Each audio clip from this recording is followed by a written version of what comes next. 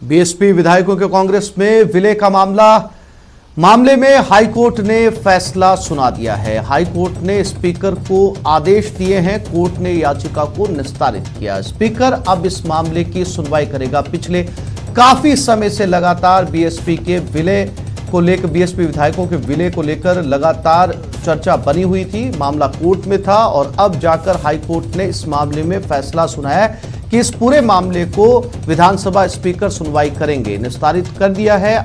आज हाईकोर्ट ने बीएसपी विधायकों के कांग्रेस में विलय के मामले को लेकर हाईकोर्ट ने कहा है कि अब इस मामले को स्पीकर ही सुनेंगे। स्पीकर के पास ये मामला गया है मदन दिलावर की याचिका पर। पिछले काफी समय से ये सुनवाई चल रही थी और अब इस मामले की सुनवाई स्पीकर करेंगे। बीएसपी और मदन दिलावर की याचिका पर हाईकोर्ट का ये फैसला आया है। देखिए, इसमें बिल्कुल जीत की बात ही नहीं है। ये बहुत आज तक उच्चतम न्यायालय द्वारा जो जजमेंट दिए गए नजीरें, उसके तहत ये स्थिति बड़ी क्लियर थी कि जब तक स्पीकर मेरिट पे तय ना करे, कोर्ट्स के द्वारा हस्तक्षेप नहीं होना चाहिए। तो उसके तहत ये हमें बिल्कुल क्लियर था और न्याय पे पूरा भरोसा, क्योंकि यहां तो लीगल प्रेसिडेंट्स भी थे कि जब तक डिसाइड नहीं करे, मेरे हिसाब से कोर्ट को डिसाइड नहीं करना चाहिए। और वही किया है। कोर्ट ने स्पीकर के समक्ष ही छोड़ा है मामला कि वो मेरिट पे डिसाइड करे, और उसमें कोई त्रुटि होती है, गलती होती है, तो जुडिशियल रिव्यू के तहत जो पार्टीज हैं स्वतंत्र हैं उच्च न्यायालय के दरवाजे के लिए।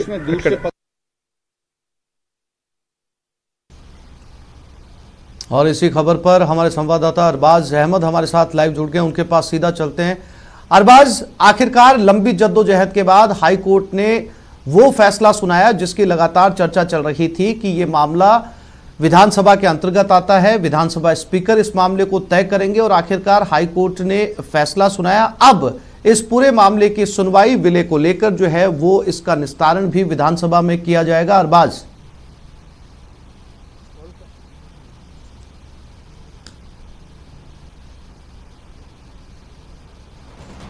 अरबाज, मेरी आवाज मिल रही है आपको?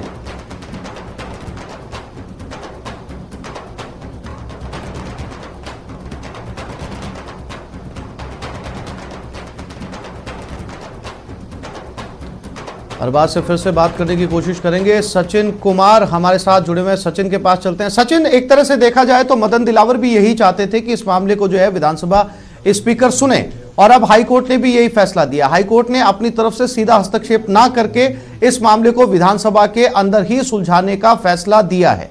सचिन, बिल्कुल, देखिए आसिफ, मदन दिलावर जरूर ये चाहते थे कि स्पीकर जो है उनकी सुनवाई करें, लेकिन जब वो हाईकोर्ट पहुंचे तो उनके हम कह सकते हैं कि जो उनकी सोच थी उसमें थोड़ा अमेंडमेंट हुआ, क्योंकि उन्होंने ये हाईकोर्ट से ये मांग की थी कि विलय के आदेश को निरस्त किया जाए, कैश किया जाए। जिस विलय से बसपा के जो विधायक है वो कांग्रेस से शामिल हुए हैं, उस आदेश को पूरी तरह से क्वैश किया जाए, ये मदन दिलावर की मांग थी। दूसरा ये थी कि विधायकों को अयोग्य ठहराया जाए, और तीसरी उनकी मांग थी कि विधायकों के वोटिंग राइट जो कि बहुमत परीक्षण के दौरान था उस पर रोक लगाई जाए। लेकिन ऐसा हो नहीं सका, और हम ये कह सकते हैं कि एक तरह से स्पीकर का जो पक्ष है उसको एक बड़ी जीत मिली है, इसको मान सकते हैं। और दूसरा, मदन दिलावर की जो डिमांड थी उसको कोर्ट ने नहीं माना। हमारे साथ स्पीकर के अधिवक्ता प्रतीक आसले वाले, उनसे बात कर लेते हैं क्या कुछ उनका कहना है। सर, एक बड़ा फैसला है और आपके पक्ष में फैसला है। देखिए, एक बहुत बड़ा फैसला है। पक्ष में आने वाली जो बात है वो तो बड़ा क्लियर था, क्योंकि नजीरें जो हैं बहुत क्लियर है 1992 से 2020 तक कि स्पीकर के द्वारा जब तक मेरिट पे तय ना हो उससे पहले कभी भी कोई कोर्ट के द्वारा हस्तक्षेप नहीं किया गया, और इसीलिए ये दोनों याचिकाओं का निस्तारण किया गया। मदन दिलावर द्वारा जो 16 मार्च को स्पीकर को अप्रोच किया गया था अपनी एक पिटीशन के थ्रू, कोर्ट ने उसी को डिसाइड करने को कहा है। जब तक स्पीकर मेरिट पे विलय पे अपना डिसीजन नहीं दे दे, कोर्ट हस्तक्षेप नहीं कर सकती, और ये ही कोर्ट ने ठहराया है। साथ ही साथ केशव मेघाचंद्र का जो जजमेंट है उच्चतम न्यायालय का, उसमें एक बहुत लंबे समय से याचिका स्पीकर के समक्ष लंबित थी, तो उच्चतम न्यायालय ने डिसीजन दिया और डायरेक्शन दिए कि 3 माह के अंदर अंदर डिसाइड करें। मेरा मानना है कि जिस नजीरों को देखते हुए उच्च न्यायालय की एकल पीठ ने फैसला सुनाया है, उसके तहत स्पीकर को इस तरह के डायरेक्शन की 3 माह के अंदर अंदर स्पीकर डिसाइड करे, वो दिए जाएंगे। जी सर, एक चीज और, मदन दिलावर से पहले तो यही चाहते थे कि स्पीकर उसको तय कर दे, लेकिन उसके बाद उनकी 3 तरह की डिमांड थी कि विलय के फैसले को रोक लगाई जाए, अयोग्य ठहराया जाए, वोटिंग राइट्स, उसको लेकर किसी तरह का कोई फैसला नहीं। कोर्ट ने इस चीज पे कहीं भी हस्तक्षेप नहीं किया और इसीलिए डिसमिस की है और डिस्पोज की है याचिका को कि ये जो आप मांग कर रहे हो ये आप स्पीकर के सामने मांग करो। आपकी याचिका को जो टेक्निकल ग्राउंड पे डिसमिस किया गया था, कोर्ट ने कहा नहीं, आप मेरिट पे ही तय करें, ये स्पीकर को कहा गया है। तो क्या उनका विलय सही है या नहीं है, क्या उनके राइट्स, वोटिंग राइट्स होंगे या नहीं होंगे, ये सारे प्रश्न अब जो है, जो याचिका स्पीकर के समक्ष लगाई गई है, वो स्पीकर के द्वारा तय की जाएगी। इसके अलावा बसपा की याचिका को लेकर क्या कुछ हुआ, क्या कोई स्थिति अभी तक स्पष्ट हो पाई है? देखिए, जितनी स्थिति स्पष्ट हो पाई है उसके तहत उनकी याचिका को डिसमिस कर दिया गया है, और अगर बसपा इस पूरे चीज से एग्रीव्ड है तो वो स्वतंत्र है स्पीकर के समक्ष एप्लीकेशन लगाने के लिए, और अगर कोई भी ऐसी एप्लीकेशन स्पीकर के समक्ष आती है तो स्पीकर जो कानून के प्रावधान है, शेड्यूल 10 और विधानसभा रूल्स जो है 1989, उसके तहत उसका निस्तारण करने के लिए स्वतंत्र है। एक सवाल, वैसे बसपा का सवाल, लेकिन आपसे समझना चाहेंगे कि बसपा ये कहते हुए कोर्ट आई थी कि साहब हमारा कोई विधानसभा में कोई सदस्य नहीं है, और राजस्थान विधानसभा रूल से कहते हैं कि केवल विधानसभा का कोई सदस्य ही इस तरह की याचिका लगा सकता है, तो फिर क्या कुछ रहेगा? देखिए सचिन जी, जो आपका प्रश्न है बिल्कुल सही है कि जो कानून इनिशियली बना उसमें एनी पर्सन जो वर्ड था वो नहीं था, सिर्फ मेंबर ही कर सकते थे। बट 2013 में उच्चतम न्यायालय द्वारा एक उड़ीसा लेजिस्लेटिव असेंबली के केस के अंदर ये डिसीजन दिया गया कि any person who is interested can approach. तो जो 2009-10 में आपको याद हो, जब इसी तरह का घटनाक्रम हुआ था, तब स्पीकर द्वारा इन याचिकाओं को डिस्पोज किया गया था कि आपको हम सुने जाने का अधिकार नहीं दे सकते क्योंकि आप जो लेजिस्लेटिव पार्टी के मेंबर नहीं है। बट अब 2013 के बाद स्थिति बिल्कुल क्लियर हो गई है कि कोई भी पर्सन जो इंटरेस्टेड हो वो अप्रोच कर सकता है। तो उसके तहत अगर बसपा के विधायक या बसपा जो है वो एग्रीव्ड है तो वो स्पीकर के समक्ष अपनी एप्लीकेशन लगा सकती है, और उसको स्पीकर महोदय जो है मेरिट पे निस्तारित कर सकते हैं। बिल्कुल सचिन, काफी कुछ जो है वो तस्वीर साफ हो चुकी है। सचिन, मैं फिर से आपके पास में आऊंगा। अरबाज भी हमारे साथ लगातार बने हुए, अरबाज से बात करते हैं। अरबाज, मेरी आवाज आपको मिल रही है? जी बिल्कुल आसिफ, मुझे आपकी आवाज़ बिल्कुल साफ मिल रही है। अरबाज, जैसा कि हाई कोर्ट ने इस मामले पर अपना फैसला दे दिया, बहुत चर्चित मामला था ये बीएसपी विधायकों के विलय को लेकर, और अब सीधे सीधे हाई कोर्ट ने कहा है कि इस मामले को विधानसभा के भीतर ही सुलझाया जाए, अगर मैं आसान शब्दों में इस बात को कहूं। इसके साथ ही मदन दिलावर जिस याचिका को लेकर कोर्ट में गए थे उसमें उन्होंने और भी मांगे रखी थी। विलय के अलावा भी उन्होंने कहा था कि विलय के फैसले पर रोक लगाई जाए, वोटिंग अधिकार पर रोक लगाई जाए। अब ये सब कुछ स्पीकर तय करेंगे मेरिट के आधार पर। राजस्थान उद्यम एकल खिड़की सामर्थ्यकारी और अनुज्ञापन संशोधन विधेयक 2020 को पुनर्स्थापित करता हूँ। राजस्थान कृषि जोत एवं अधिकतम सीमा अधिरोपण संशोधन विधेयक 2020 से हरीश चौधरी। आपकी अनुमति से राजस्थान कृषि जोतों पर अधिकतम सीमा अधिरोपण संशोधन विधेयक 2020 को पुनर्स्थापित करने की आज्ञा के लिए प्रस्ताव करता हूँ। प्रश्न यह है कि राजस्थान कृषि जोतों पर अधिकतम सीमा अधिरोपण संशोधन विधेयक 2020 को पुनर्स्थापित करने की आज्ञा प्रदान की जाए। जो पक्ष में वो हाँ कहे, जो विपक्ष में वो ना कहे। हाँ पक्ष जीता, विधेयक को पुनर्स्थापित करने की आज्ञा प्रदान की गई। हमारे मंत्री विधेयक को पुनर्स्थापित करेंगे।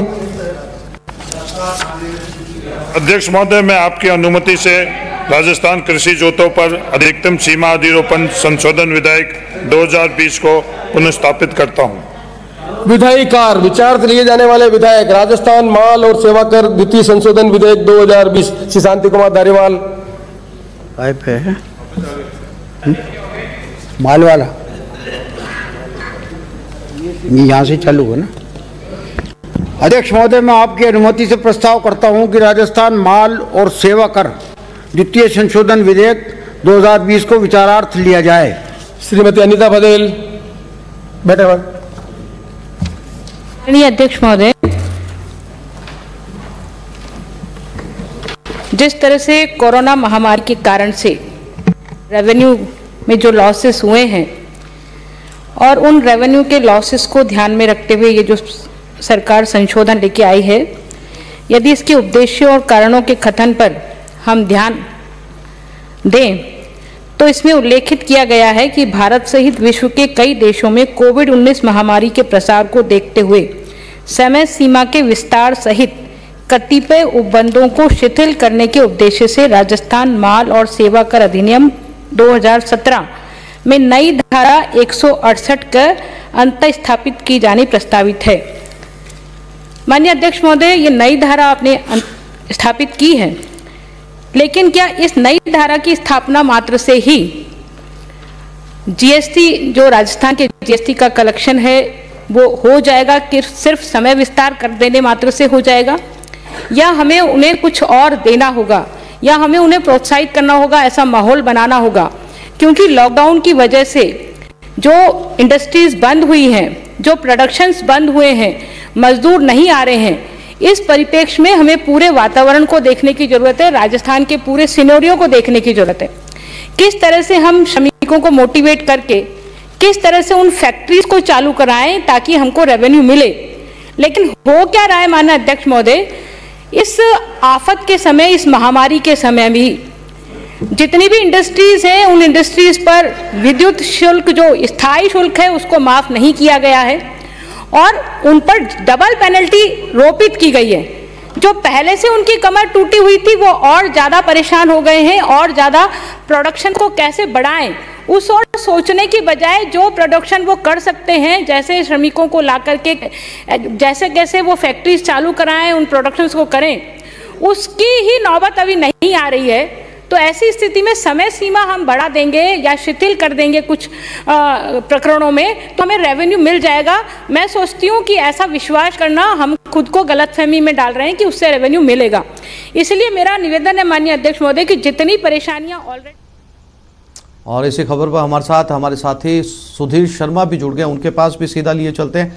सुधीर, आखिरकार इस पूरे मामले का पटाक्षेप हो चुका है और स्पीकर के पाले में हाईकोर्ट की तरफ से ये गेंद आ गई। हालांकि मदन दिलावर जो है वो इस पूरे मामले को लेकर हाईकोर्ट में गए थे और एक तरह से देखा जाए तो जो उनकी अपील थी वो यही थी कि इस मामले को स्पीकर विधानसभा के अंदर सुना जाए। अब हाईकोर्ट ने भी यही कहा है। देखिए, बड़ी लंबी जद्दोजहद के बाद, क्योंकि प्रदेश की जो 86 पारा था वो लगभग 32 से 34 दिन तक गर्म रहा और बसपा विधायकों के कांग्रेस में जो सितंबर 2019 में शामिल हुई थी वो मामला मदन दिलावर के थ्रू उच्च न्यायालय में गया। हालांकि अभी ये मामला सर्वोच्च न्यायालय में विचाराधीन है। अभी बसपा से कांग्रेस ज्वाइन करने वाले जोगेंद्र सिंह जो अवाना है विधायक, वो हमारे साथ है। पूरा मामला बड़ा हाई प्रोफाइल रहा, बड़े बड़े वकील जुड़े और अंत में कोर्ट ने जो रिलीफ दी, क्या रिलीफ दी, कैसे महसूस किया जा सकता है? देखिए, सबसे पहले माननीय उच्च न्यायालय का मैं धन्यवाद करता हूँ कि उन्होंने ये आदेश दिया आज कि स्पीकर महोदय ही इसको तय करेंगे। और ये केवल एक याचिका जो डाली गई है उनका मामला नहीं था, कि बहुत बड़ी साजिश थी जो भारतीय जनता पार्टी के इशारे पर हो रही थी। वो लोग इस सरकार को अस्थिर करना चाहते थे। माननीय श्री अशोक गहलोत साहब जो हमारे मुख्यमंत्री हैं, उनका जिस तेजी के साथ में पूरे देश के अंदर कद बढ़ रहा है, चाहे वो सबसे पहले जिस समय कोरोना आया, चाहे सबसे पहले राजस्थान प्रदेश को लॉकडाउन किया हो, उसके बाद चाहे भीलवाड़ा मॉडल जिसकी प्रशंसा स्वयं श्री नरेंद्र मोदी जी जो हमारे प्रधानमंत्री जी हैं उन्होंने भी कई बार माननीय अशोक गहलोत साहब की। इन सारी चीजों को देखते हुए, उनकी बढ़ती हुई लोकप्रियता को देखते हुए इन सारे लोगों ने, सब लोगों ने मिलकर इस सरकार को अस्थिर करने का प्रयास किया। ऐसा ही उदाहरण 2009 से 2013 के कालखंड में देखने को मिला है। तब भी बसपा के 6 विधायक थे आज ही की तरह, और वो भी पूरी तरह मर्ज हुए थे। तब अध्यक्ष ने, तत्कालीन अध्यक्ष दीपेंद्र सिंह जी ने व्यवस्था दी थी, वो व्यवस्था नहीं मानी गई और कोर्ट में पूरा मामला ले जाया गया। इस बार भी ऐसा ही हुआ है। आपने देखा होगा कि सबसे पहले जब राज्यसभा का चुनाव था, स्वयं बहुजन समाज पार्टी के लोग चुनाव आयोग में गए और चुनाव आयोग में जो याचिका उन्होंने दायर की थी उसको खारिज किया और माना कि ये सही है और आप वो कांग्रेस के सदस्य हैं अब। और इसी तरह से अब माननीय उच्च न्यायालय में, माननीय सर्वोच्च न्यायालय में भी लोग गए हुए हैं। मैं समझता हूं कि जीत हमेशा सच्चाई की होती है। आज सच्चाई की जीत हुई है। माननीय स्पीकर महोदय ने जो निर्णय लिया था, हम सब साथियों ने जिस तरह से जाके वहां पे विलय किया था विधायक दल का, वो बिल्कुल सही निर्णय था। अब वो जो निर्णय देंगे, जो हाईकोर्ट ने जो निर्देश दिया है, जो गाइडलाइन दी है, वो भी बिल्कुल सही होगा। और मैं कहना चाहता हूं कि जिस तरह से एक बड़ा कद माननीय मुख्यमंत्री श्री अशोक गहलोत साहब का है, जिस तरह से पूरे प्रदेश के अंदर कोरोना को लेकर काम किया है, चिकित्सा को लेकर काम किया है, सारे क्षेत्र में, हर विकास के क्षेत्र में काम किया है। बात अपनी जगह है, राजनीति की बात अलग है। अगर इसको सैद्धांतिक रूप में देखते हैं कि आपका मर्जर हुआ, मर्जर के बाद कोर्ट में भी मामला गया, क्योंकि विधानसभा अध्यक्ष के पास भी वो याचिका लगी हुई थी, तो उस याचिका को अब, क्योंकि विधानसभा अध्यक्ष खुद ने आपका मर्जर करवाया था और एक्सेप्ट किया था, यहाँ तक कि विधानसभा की वेबसाइट पे भी बसपा के विधायकों का अब नहीं है, वो कांग्रेस में ही शामिल बताए गए हैं। देखिए, राजनीति अपनी जगह है, सच्चाई है, लेकिन जो कानून है वो अपनी जगह है। लेकिन मैं आपको ये चीज बताना चाहता हूं कि पिछले 10 महीनों से बहुजन समाज पार्टी कहां थी? पिछले 10 महीनों से मदन दिलावर जी जो बीजेपी के नेता हैं वो कहां थे? ये राजनीति है। इसको पूरी तरह से राजनीतिकरण करने का प्रयास किया गया, सरकार को अस्थिर करने का प्रयास किया गया। जब सरकार की यहां बारी आई, पिछले दिनों जो आपने देखा पूरा का पूरा देश और पूरे प्रदेश ने देखा। तो अभी याचिकाओं पे याचिकाएं क्यों डली? और आप देखिए उन लोगों के एडवोकेट कौन थे, वो एडवोकेट कौन थे, किन लोगों से जुड़े हुए थे, चाहे वो बहुजन समाज पार्टी के लोग हों, अन्य दूसरे लोगों के लोग हों, चाहे वो बीजेपी के लोग हों। मैं समझता हूं कि सच्चाई की आज जीत हुई है, और जब सच्चाई की जीत हुई है तो इस पूरे प्रदेश के साथ साथ पूरा देश इस बात को देख रहा है, और सच्चाई की आगे भी जीत होगी। अब आगे क्या रहेगा इसके अंदर? हाँ बिल्कुल सुधीर, जैसा कि हम सुन पा रहे हैं बीएसपी विधायक का खुद का कहना है, जोगिंदर सिंह अवाना आपके साथ बने हुए, ये खुद मान रहे हैं कि ये लोकतंत्र की जीत है और आखिरकार जीत इन्हीं की हुई है। हमारे साथ अरबाज भी बने हुए हैं। हाँ, अरबाज के पास एक बार फिर से चलने की कोशिश करते हैं। अरबाज, उस समय हम लोग विधानसभा चले गए थे। सचिन भी हमारे साथ लगातार बने हुए हैं। इससे पहले एक बार फिर से बता दें कि अब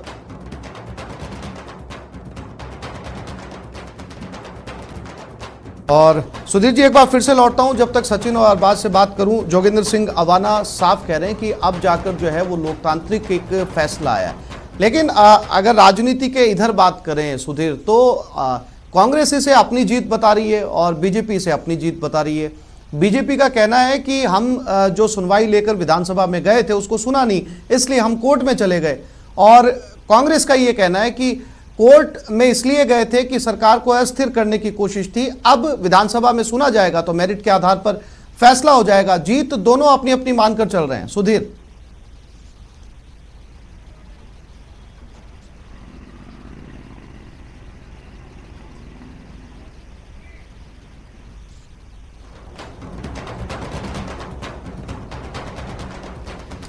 लगता है सुधीर को हमारी आवाज़ नहीं मिल पा रही। एक बार फिर से कोशिश करेंगे सुधीर के पास चलने की। हमारे साथ स्टूडियो में हमारे मेहमान भी लगातार बने हुए हैं, उनके साथ बात करने की कोशिश करते हैं। हमारे साथ वरुण पुरोहित हैं, कांग्रेस विचारक, और पुनीत कर्णावत हैं, बीजेपी प्रवक्ता।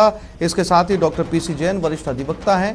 इनसे समझने की कोशिश करेंगे, कांग्रेस बीजेपी का नजरिया भी जानेंगे और कानून क्या कहता है इस मामले में वो भी समझने की कोशिश करेंगे। फिलहाल एक छोटे से ब्रेक के लिए रुक रहे हैं, जल्द लौटते हैं।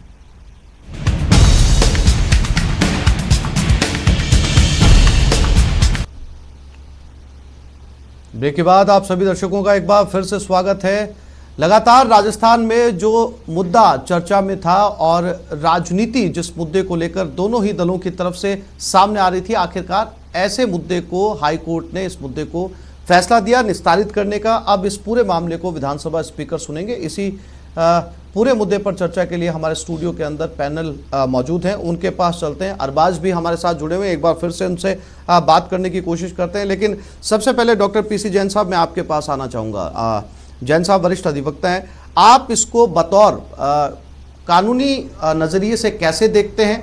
दरअसल बीजेपी चाहती यही थी, मदन दिलावर चाहते यही थे कि इस मामले को विधानसभा स्पीकर सुने, और वही फैसला हाईकोर्ट ने दिया है। हालांकि उन्होंने कहा था इस याचिका के अंदर कि विलय के फैसले पर रोक लगाई जाए, वोटिंग अधिकार पर रोक लगाई जाए, उनकी काफ़ी सारी मांगे थी। लेकिन अब ये सारा का सारा मामला जो है वो विधानसभा स्पीकर के पास आ गया है। जैन साहब, देखिए, वैसे तो सही बात यह है कि जब तक फैसला पूरा नहीं आ जाता, पढ़ा नहीं जाता, तब तक उसके बारे में कुछ नहीं कहा जा सकता। लेकिन तो अभी मैं ये समझता हूँ कि फ़ैसला वैधानिक दृष्टि से तो ठीक है, लेकिन चाहें तो हाई कोर्ट ये फैसला दे सकता था कि इसकी मेरिट पर हम सुनवाई करेंगे। अब क्योंकि बात यह है कि 3 महीने तक उन्होंने कुछ नहीं किया, 4 महीने तक कुछ नहीं किया, और ये इतना डिले हो रहा है। लेकिन तो भी क्योंकि सुप्रीम कोर्ट की अथॉरिटी एक ऐसी थी, उसमें यही कह दिया था छत्तीसगढ़ वाले में कि चूँकि अगर फैसला मेरिट पर नहीं है तो फिर दोबारा इसको विधानसभा अध्यक्ष ही सुने। तो वैसे मेरिट पर ठीक है, लेकिन ये दोनों पार्टियां, मेरे को अपना मत ये है कि हाईकोर्ट में डिवीजन बेंच में जाएंगी, और चूंकि मामला सुप्रीम कोर्ट में ही पेंडिंग है, वहाँ भी जा सकती हैं जी। लेकिन सबसे पहले हाईकोर्ट में जाएंगी दोनों पार्टियां, ऐसा मेरा मानना है।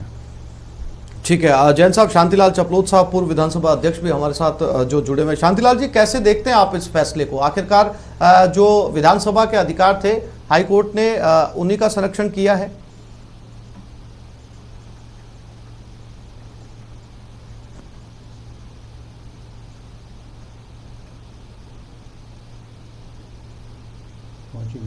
शांतिलाल जी, मेरी आवाज मिल रही है आपको?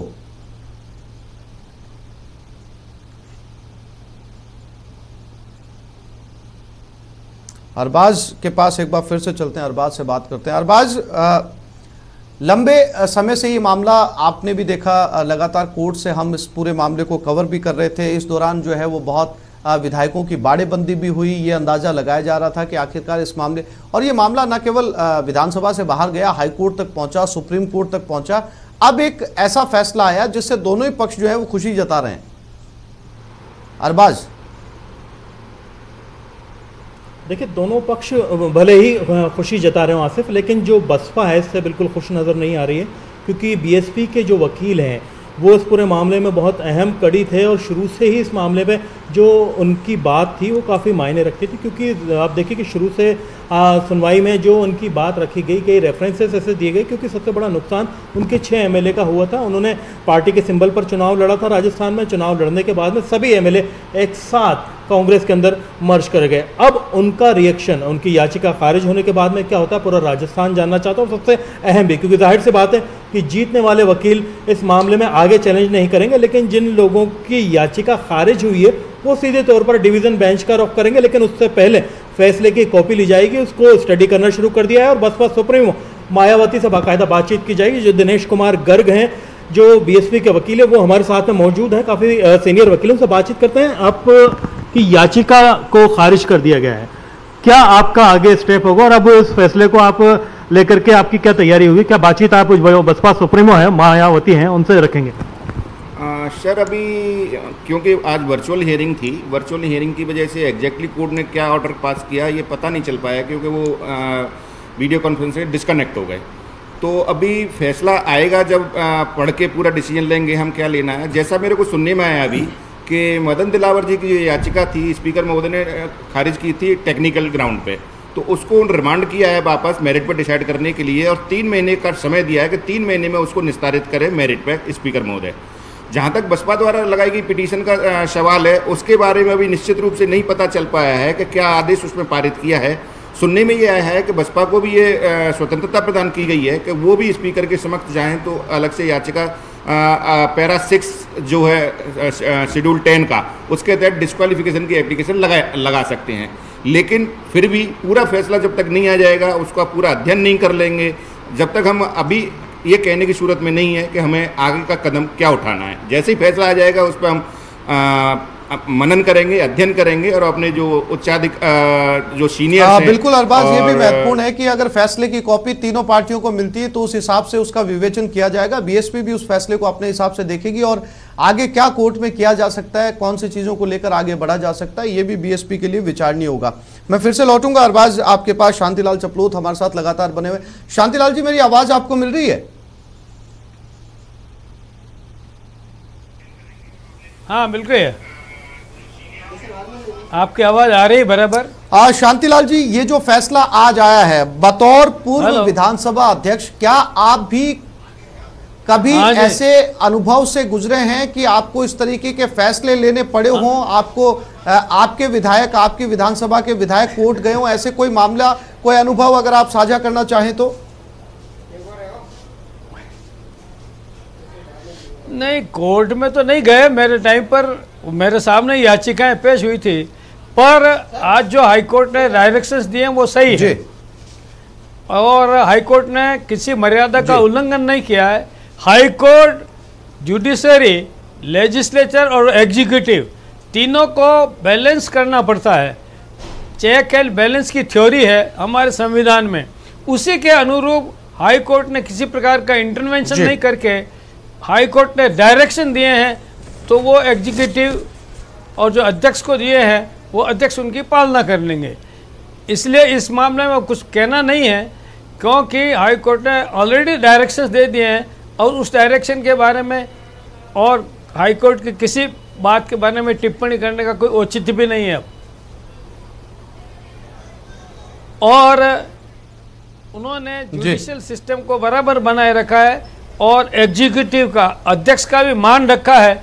मेरे सामने भी ऐसी स्थिति आई थी जब कई लोगों ने इस तरीके का किया था, तो हमको उन विधायकों के खिलाफ कार्रवाई करनी पड़ी।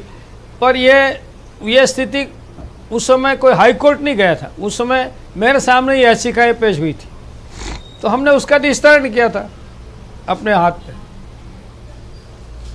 इसलिए किसी न किसी की मर्यादा का उल्लंघन नहीं किया। आप जो है वो बता रहे हैं कि अगर इस तरीके के मामले जो आपके सामने आए थे और वो विधानसभा में उन मामलों को सुलझा लिया गया था और कोर्ट ने जो फैसला किया है वो विधानसभा की गरिमा को भी बनाए रखा और इसके अंदर सुना भी जाएगा। अब इस मामले के अंदर क्या कुछ विधानसभा फैसला लेती है बीएसपी विधायकों के विलय को लेकर, इस पर चर्चा लगातार चलती रहेगी। हमारे मेहमान हमारे साथ जुड़े हुए, फिलहाल एक छोटे से ब्रेक के लिए रुक रहे हैं, जल्द लौटते हैं।